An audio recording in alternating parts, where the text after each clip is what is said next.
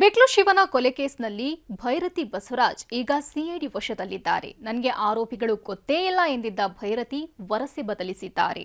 CID ವಿಚಾರಣೆಯಲ್ಲಿ ಹಲವು ಸತ್ಯಗಳನ್ನು ಬಾಯ್ಬಿಟ್ಟಿದ್ದಾರೆ.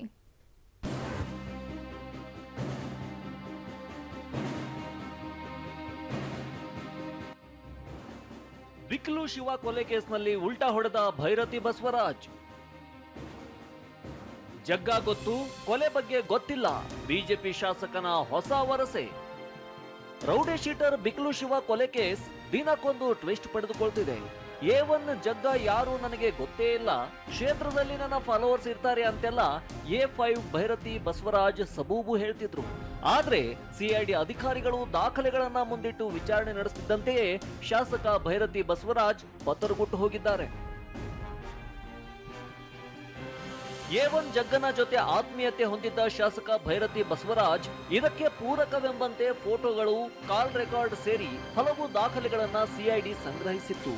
ಒಂದೇ PNR ನಂಬರ್ನಲ್ಲಿ ಇಬ್ಬರು ಕುಂಭಮೇಳಕ್ಕೆ ಹೋಗಿ ಬಂದಿದ್ರು. ಕೊಲೆಯಲ್ಲಿ ಭಾಗಿಯಾದ ಹಲವು ಆರೋಪಿಗಳನ್ನ ಭೈರತಿ ಬರ್ತ್ಡೇಯಲ್ಲಿ ಜಗ್ಗನೇ ಭೇಟಿ ಮಾಡಿಸಿ ಫೋಟೋ ತೆಗೆಸಿದ್ದ. ಬಿಕ್ಲು ಕೊಲೆ ದಿನವೂ ಜಗ್ಗ ಭೈರತಿಗೆ ಕರೆ ಮಾಡಿರೋದು CDRನಲ್ಲಿ ಗೊತ್ತಾಗಿದೆ. ಇಷ್ಟೆಲ್ಲ ದಾಖಲೆ ಇದ್ರು ಭೈರತಿ ಮಾತ್ರ ನನಗೆ ಜಗ್ಗನ ಪರಿಚಯವೇ ಇಲ್ಲ ಅಂದಿದ್ರು. ಆದ್ರೆ ದಾಖಲೆಗಳನ್ನ ಮುಂದಿಟ್ಟು ಸಿಐಡಿ ಸತ್ಯ ಕಕ್ಕಿಸಿದೆ. ನನಗೆ ಜಗ್ಗ ಗೊತ್ತಿರೋನೆ, ಆದ್ರೆ ಕೊಲೆ ವಿಚಾರ ನನಗೆ ಗೊತ್ತೇ ಇಲ್ಲ ಅಂತ ಹೊಸ ವರಸೆ ಶುರು ಮಾಡಿದ್ದಾರಂತೆ. ಒಬ್ಬ ಶಾಸಕನಾಗಿ ರಿಯಲ್ ಎಸ್ಟೇಟ್ ಮತ್ತು ರೌಡಿಗಳ ಗ್ಯಾಂಗ್ ಕಟ್ಟಿ ಕಾನೂನಿನ ಕೈಗೆ ಸಿಕ್ಕಿ ವಿಲವಿಲ ಅಂತಿದ್ದಾರೆ. ವಿಕಾಸ್, TV9 ಬೆಂಗಳೂರು.